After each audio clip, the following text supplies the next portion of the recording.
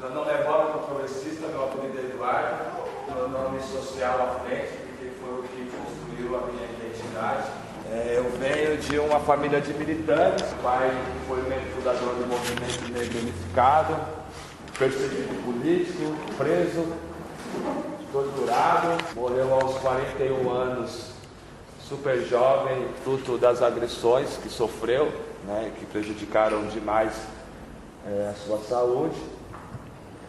Aos 13 anos, a gente inicia uma trajetória com uma mulher preta que precisou trabalhar, do dia para a noite está com 4 filhos, tem que dar os fundos dela dentro de um sistema opressor, desigual, né, para criar essas crianças aí, fazer de tudo para que elas cheguem à maturidade. No processo perdemos uma irmã, minha irmã caçula, foi atropelada em cima da calçada por uma gigantesca carreta com um cara que estava há 72 horas sem dormir, né, arrebitado, como eles dizem, né, ele estava drogado. Arrebite, para quem não sabe, é o nome genérico para uma série de medicações, de drogas que os motoristas tomam para dar conta da demanda de transporte de vários produtos, né? Então, eles têm um ditado que diz que caminhoneiro não pode andar com o caminhão vazio. Então ele sai de um lugar, descarrega, carrega, vai para o outro, descarrega, carrega, vai para o outro, para ganhar uma merreca. Então quanto mais trabalhar, mais ganha. Então eles preferem trabalhar muito e descansar pouco. Fruto desse sistema capitalista, como a camarada bem frisou. Dentro dessa dinâmica seria inevitável a gente construir uma trajetória dentro dos movimentos sociais de base. Quando eu falo base, vocês podem entender meu bairro. Meu pai tinha uma coisa muito forte, que ele falava: seja líder coletivo dentro de casa, depois seja líder coletivo na sua rua, depois seja líder coletivo no seu bairro, no seu município, no seu estado, no seu país e, consequentemente, domine o mundo, né? Desconstrua essa hegemonia capitalista e construa uma outra hegemonia solidária.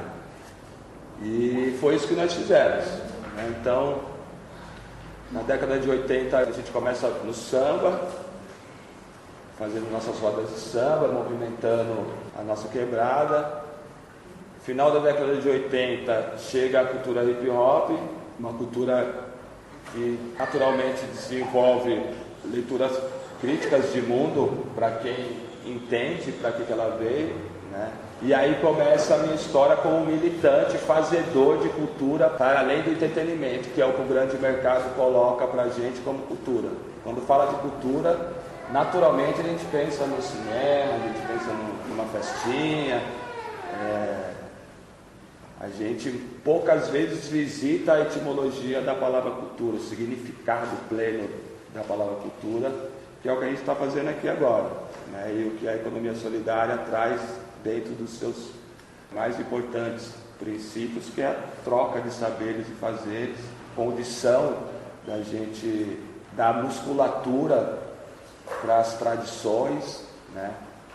De certo ponto, ser um pouco conservador também, né? Que a coisa está tão ruim que a palavra conservadora ela virou sinônimo de coisa ruim, mas em algum tempo todos nós somos conservadores e alienados, inclusive, porque os jargões eles vão ressignificando palavras e tal, e a gente deixa de falar algumas que são importantes, inclusive para a gente, né?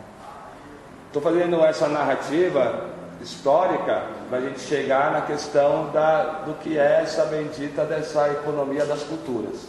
Então, nesse início da década de 90, a gente começa a construir na quebrada o que a gente chamava de posses. Posses são posses da cultura hip hop. As posses são organismos de base que pensam, Paulo Freire chamava de denúncia-anúncio. A gente sai de uma fase de só ficar denunciando, né, só ficar apontando onde está tudo errado, para uma fase de anunciar.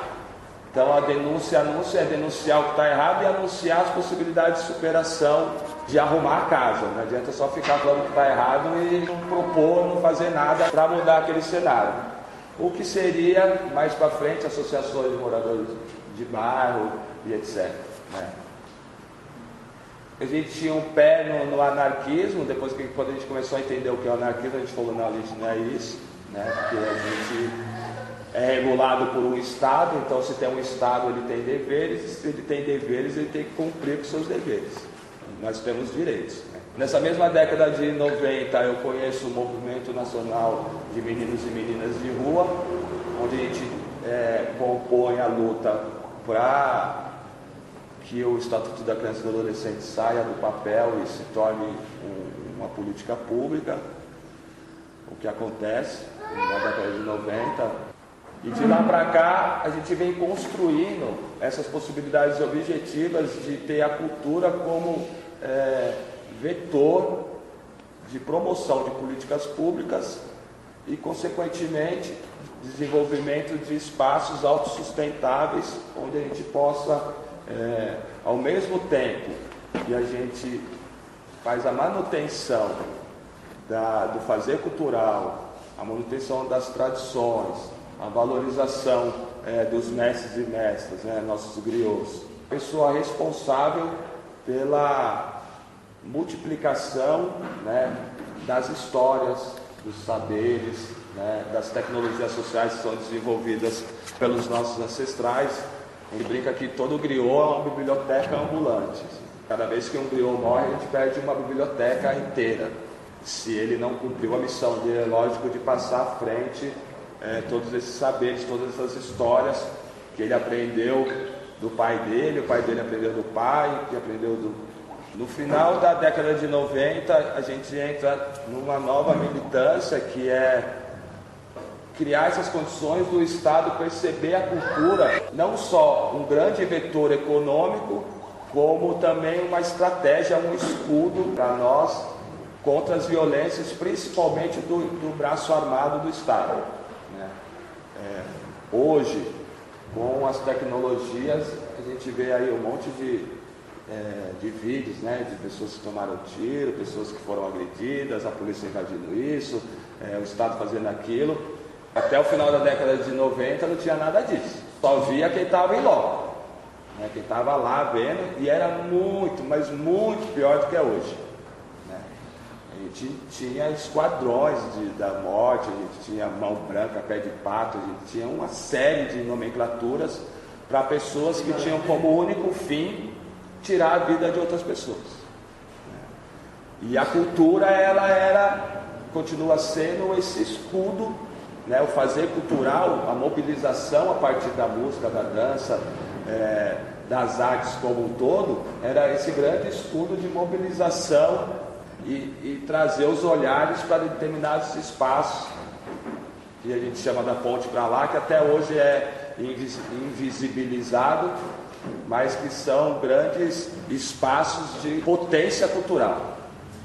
Com o passar do tempo, é lógico, né, o grande capital ali acaba percebendo isso e tentando se apropriar. Então o termo hoje cultura periférica, literatura marginal, essa estética narrativa, ela ficou exótica, né? Então todo mundo quer, muitas pessoas querem sair dos grandes centros para ir beber na fonte do fazer cultural nas quebradas, né? A questão dos saraus, dos cineclubes, das rodas de maracatu, as rodas de samba de roda e etc. Isso mexeu um pouco, é igual no Rio de Janeiro, né? A burguesia sai das fotos, sobe o morro, porque a efervescência cultural está no morro, não está lá embaixo. Percebendo essa questão, a gente começa a pensar, por que não políticas públicas específicas de fomento a esse fazer cultural, que dê condições para que a gente, enquanto pontos de cultura já, cada pessoa a gente entende. Eu fiz uma brincadeira outro dia com um pastor, a gente estava no debate, eu fazendo a minha linha e ele fazendo a linha dele, pautado no que ele acredita. E aí ele me questionou que a fé sem obras ela é morta, assim, né? Um jargão que eles têm aí da Bíblia e tal. E a minha contrapartida para ele foi assim, falei para ele que se a fé sem obra é morta, a obra sem desdobramento para o coletivo também é morta. Então o que a gente está fazendo na quebrada é isso. Porque a quebrada antigamente era um bar, uma casa, um boteco, uma casa, um boteco, uma casa. Hoje é um bar, uma igreja, uma casa, 1, 2, 3, 4, 5 igrejas, aí o boteco e assim por diante, né? Então assim, o que ganha disparado lá são as várias bandeiras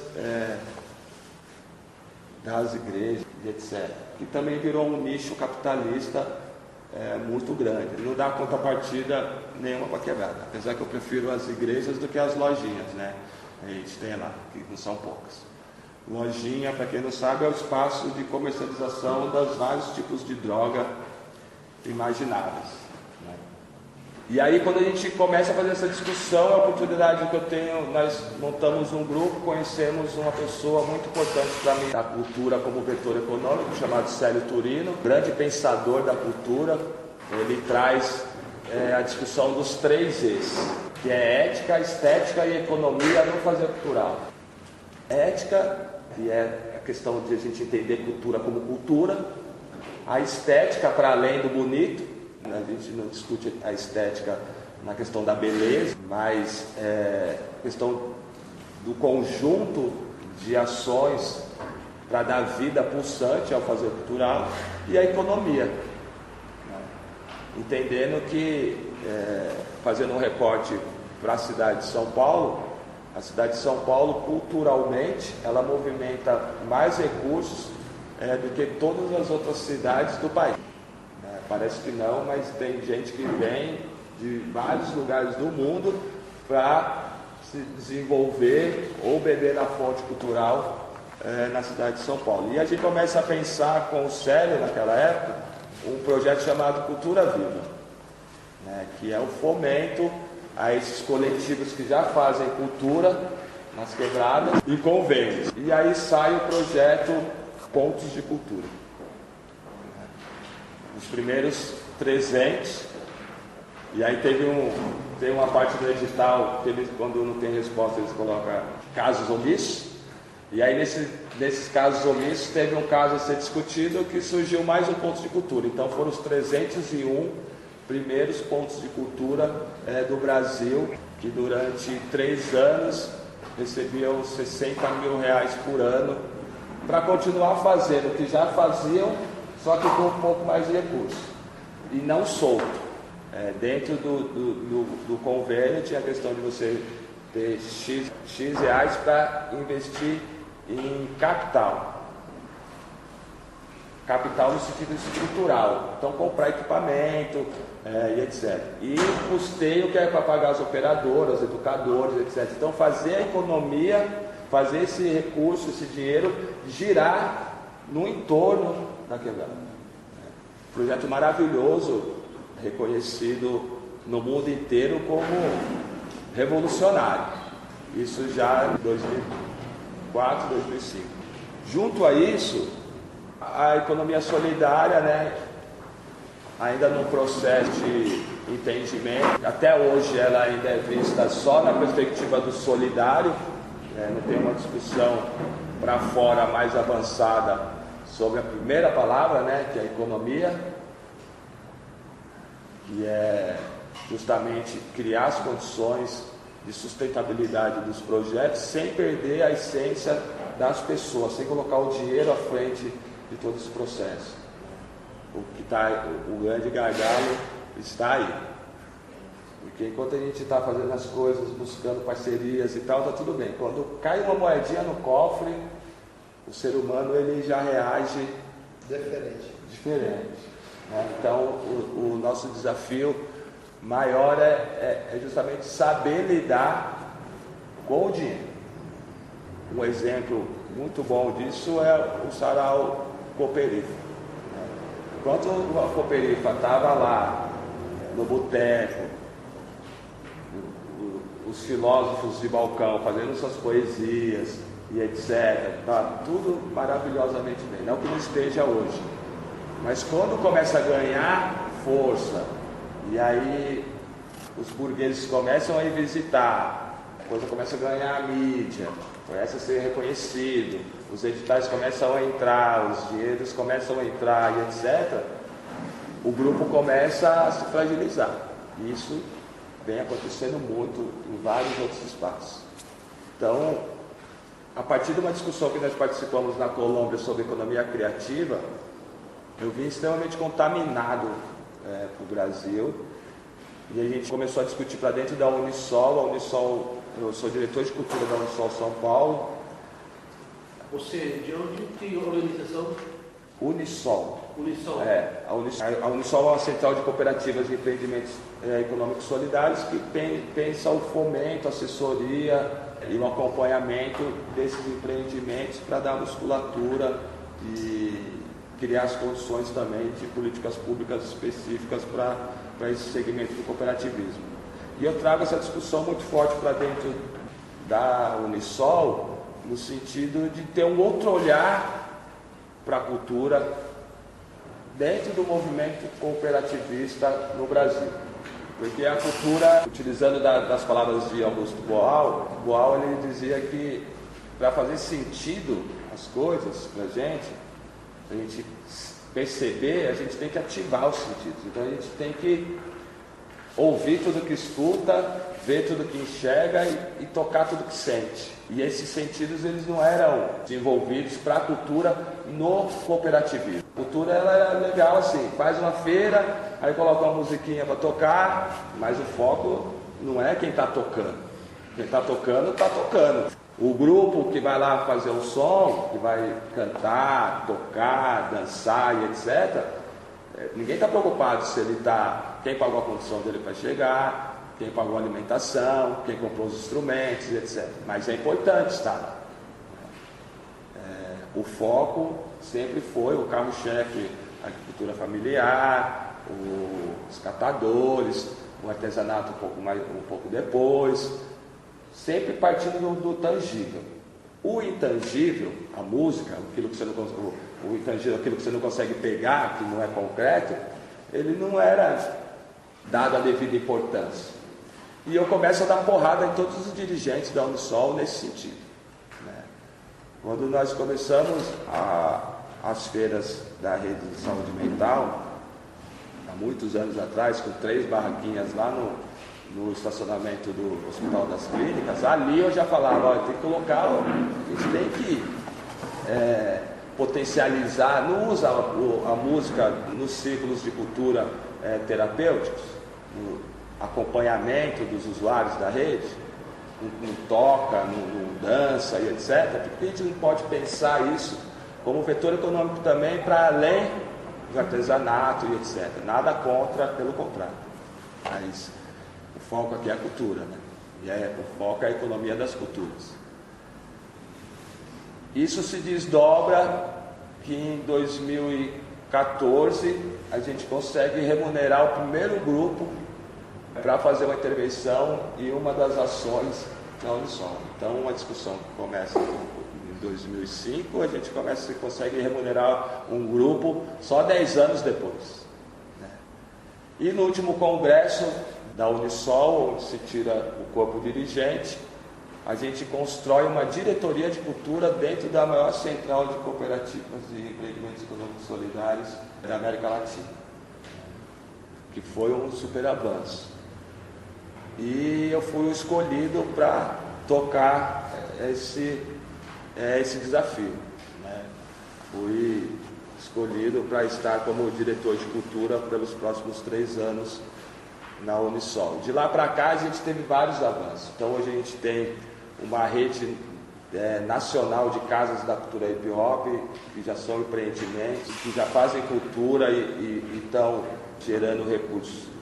Parceria para o desenvolvimento de recursos humanos e financeiros, já estão trocando, já é orgânico. A maioria das feiras a gente tem atividades de empreendimentos econômicos solidários voltados para a questão do fazer cultural, ainda muito aquém do necessário, mas já recebendo para estar lá.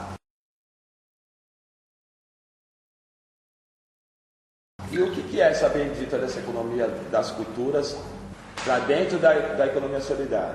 No ano passado, mesmo com todos esses gargalos, a gente chegou numa conta junto às Senais que a economia solidária movimentou 3% do produto interno bruto do Brasil, que é muito, gente. 3% da sexta economia do mundo foi a economia solidária que movimentou. Só que quando você pega esse gráfico e olha o que a cultura movimentou, dos 3% não chega a 0,1%. Só que depois você vai ver os eventos também, você vai ver que todos os eventos têm o fazer cultural. Todos eles. Tem a celebração quando vai criar a semeação da terra, tem a celebração quando sai o primeiro broto, tem a celebração quando vai colher, tem a celebração quando vem os recursos da comercialização dos produtos, tem a celebração nos congressos, seminários, encontros e etc. e tal, mas não tem dados sistematizados, né, escritos sobre esse fazer cultural, esse vetor econômico. E a nossa busca é justamente essa: ampliar o número de empreendimentos, não só de produção cultural, mas como de escoamento desses produtos culturais. Então, fazer econômico com a manutenção das tradições e as portas fechadas no cadeado para a entrada dos oportunistas, porque já tem um monte, que já percebeu o potencial que nós da economia solidária temos no nosso fazer cultural. A gente está preparando um encontro, o TEIA Nacional, que é o encontro de todos os pontos de cultura do Brasil, cujo tema desse ano, que não vai acontecer, por conta da conjuntura, por conta do golpe e o desmantelamento do Ministério da Cultura. Eles falaram que retomaram, que eles tinham acabado com o Ministério da Cultura, falaram que retomaram, mas na verdade foi só para inglês ver, porque eles estão igual cupim, eles estão comendo por dentro do Ministério da Cultura. Então já demitiram mais de 300 pessoas. Então é uma casa fantasma. Não acontece nada. Então provavelmente o TEIA não vai acontecer. Mas o tema do encontro é a economia solidária. E a maioria dos pontos, com o risco de dizer mais de 80% dos pontos, trabalham a economia solidária como princípio do fazer cultural em todas as partes do Brasil. Na cidade de São Paulo, a gente tem essa grande dificuldade de pensar coletivamente a cultura como vetor econômico para dentro da economia solidária. Principalmente o coletivos de artesanato ainda tem muita dificuldade de entender a cultura, né, o fazer cultural como parceiro que também depende que esse recurso chegue para os artistas e arteiros. Mas estamos avançando.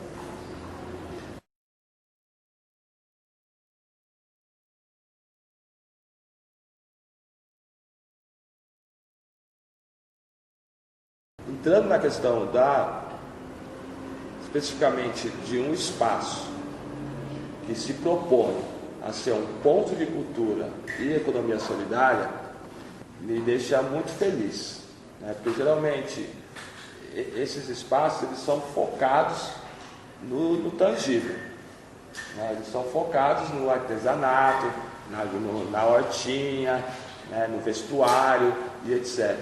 Na verdade, eu fiquei sabendo desse espaço, eu não conhecia, fiquei sabendo no evento de inauguração da nossa causa aqui no Butantã mesmo, que é a sede da Unisol São Paulo.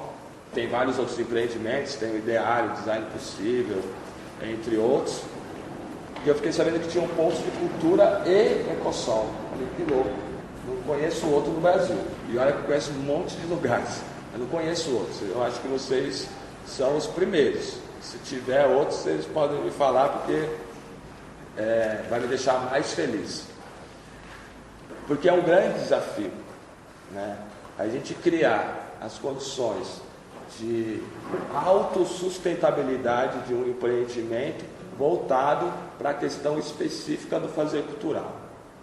E aí, como? Como que a gente faz isso? Como que a gente pega, a partir dos tambores, com um público específico e que aí a gente ainda está batalhando para garantir direitos, defender direitos, né? Porque quem garante é o Estado, um público específico, fazer, gerar recursos. Quando eu falo de recursos, eu não estou falando só de dinheiro, estou falando dos recursos humanos e financeiros também, sem perder a essência da cultura, sem perder a essência das pessoas, do dia a dia, né? Do estar junto, da troca, né? Da felicidade, da alegria de estar junto, da falta de obrigação. Eu sou totalmente contra a obrigação. A obrigação, para mim, ela ceifa a liberdade. Acho que tem que ser uma coisa natural, prazerosa. Por isso que eu não gosto de levantar cedo, não gosto de bater cartão, não gosto de falar amém. Tem muitas coisas que eu deixo de fazer porque elas foram construídas para ser uma obrigação, ser um mantra. E aí a gente vem pensando nisso, a construção de metodologias e planos de negócio para o escoamento desses produtos. Esse é o grande desafio. E aí a criatividade, que é o carro-chefe disso. A gente não vai, durante muito tempo, construir nada novo. Né? A gente vai reproduzir muitas coisas. Acho que eu tenho certeza que essa reprodução ela vai se dar durante muitos anos. Mas tem que ser uma reprodução criativa, com uma narrativa que parta principalmente de quem está fazendo e não do outro. Acho que a gente não tem que produzir para fora, a gente tem que produzir para dentro, para criar as condições de ser atraente economicamente. Então, essa estética colocada pelo mercado não é a nossa estética. Essa forma de vender, de comercializar o fazer cultural que está colocado pelo mercado não é a nossa. Tem especificidades. E é nessas especificidades que a gente vai conseguir. Eu costumo brincar com as palavras que tem o vendável e o vendido. Né? O vendável é aquele que você mantém a sua essência, você mantém suas questões ideológicas, você mantém a sua estética, a sua narrativa, e com criatividade você dá escoamento para isso. O vendido é aquele que se transforma e se adapta ao mercado. Aí se vendeu. Uma vez que se vendeu para voltar, não volta mais. Já é. Então, quando a gente fala dos 3 E's, que a gente fala de ética, estética e economia, a gente fala justamente disso. Célio Turido escreveu um livro chamado O Brasil de Baixo para Cima, um livro maravilhoso que eu indico para vocês, inclusive eu vou trazer vou deixar na biblioteca, depois me cobrem, que já são 2 coisas que eu já estou comprometido. Uma coisa que eu vi esse espaço maravilhoso aí, e lá na minha casa eu tenho um domo geodésico de 10 metros. Ele está lá desmontado. E assim, quero ver ele montado sempre, porque é um espaço de troca muito legal. A gente usou o que nós fizemos o ano passado uma intervenção no corredor da Paulista durante uma semana. Então a gente colocou a economia solidária no Cine Belas Artes, colocou uma economia solidária no Shopping Fricaneca, no vão do MASP, no Conjunto Nacional. Então assim, no centro babilônico financeiro do grande capital mundial. Desculpa aí, o que é domo? Domo? É um domo geodésico. O domo ele é um semicírculo, tipo uma oca. E o nosso é de bambu. A gente não quis fazer de plástico, nada. E esse domo ele tem uma história muito louca. Assim. Então, para não esticar muito, não é fácil gerar recursos a partir do fazer cultural nessa nossa perspectiva, sem descolar ideologicamente do que a gente está propondo. Hoje, em São Paulo, você vende show, eu sou produtor cultural, você vende facinho. Não é difícil vender. Por pouco ou por muito, você consegue amarrar, você consegue vender essas possibilidades, você consegue ganhar dinheiro. Eu tenho mais de 15 anos que eu não tenho patrão. Eu nem lembro qual foi o último. Também não vou me aposentar. Também não tenho mais perspectiva de se aposentar, porque agora se aposentar com 75 anos de idade não é para qualquer um, né? Mas sempre consegui o mínimo conforto para minha família a partir do que eu sei fazer, né? Sempre consegui. Eu costumo dizer, tem muita gente que fala, a gente não pode ser, a gente não é exemplo, né? Eu sou exemplo de um monte de gente. Que é possível não ter patrão, é possível você ter tempo para sua família, para sua comunidade e mesmo assim criar as condições de sustento sem se descolar ideologicamente. Então faz 15 anos que eu faço isso. 15 anos. Eu pago as escolas dos meus filhos, que eu não tenho casa própria, porque eu acho que a casa própria também é um acúmulo de capital. Acho que pode um ter 10 casas e outros não ter nenhuma. Foi uma opção minha. A Constituição ela já diz que é obrigação do Estado prover a moradia para todo mundo. Moradia e habitação. Porque morar a gente mora em qualquer lugar. O ser vendido é fácil. O vendável que é difícil. Mas é possível. É muito possível. Hoje a gente está finalizando um processo, né, de contribuição para o desenvolvimento de um empreendimento de produção cultural da rede de saúde mental, justamente nessa perspectiva de que todos os eventos, todos, congresso, seminário, encontro, reunião, tudo que tiver tem que ser produzido por esse empreendimento. Tudo. É uma briga que eu comprei, tá? Agora, aí fica a minha provocação, né? Como vamos fazer isso?